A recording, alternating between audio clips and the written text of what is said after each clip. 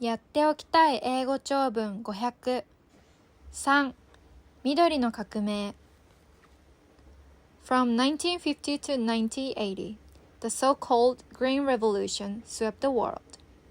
World food production doubled with the introduction of a new approach to agriculture. It involved the large-scale cultivation of new types of grain, wheat, corn, and rice, and an extensive use of chemicals and farm machinery. These ideas were the cause of the early enormous success of this revolution. However, the Green Revolution methods no longer appear to be so successful. Though the population continues to grow, food production has failed to keep up with it. There are a number of reasons for this. One reason lies in the expense of the new farming methods.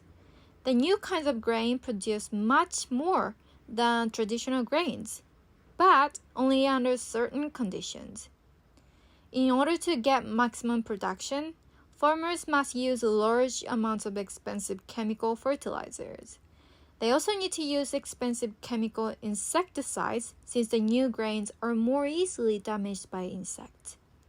Expensive watering systems are also necessary for these grains, especially in drier areas. Many farmers cannot afford to buy all the chemicals and equipment. Soil erosion is another reason for the lower grain production. The large-scale farming of a single crop creates the perfect conditions for erosion. In dry areas, especially, the loss of topsoil has lowered the productivity of the land. In these areas, also grain production has been limited by lack of water. The new type of grain requires much more water than the grain people used to grow. Yet, another reason for lower production lies in the nature of the chemicals that farmers have used. Though these fertilizers and insecticides raise production levels at first, they must be used in increasing amounts after that. Many farmers cannot afford to buy more, and so production decreases.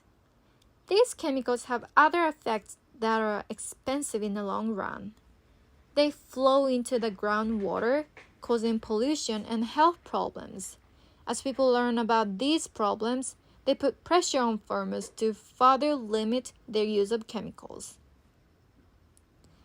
Finally, the Green Revolution has brought about social and political conflict that has interfered with food production.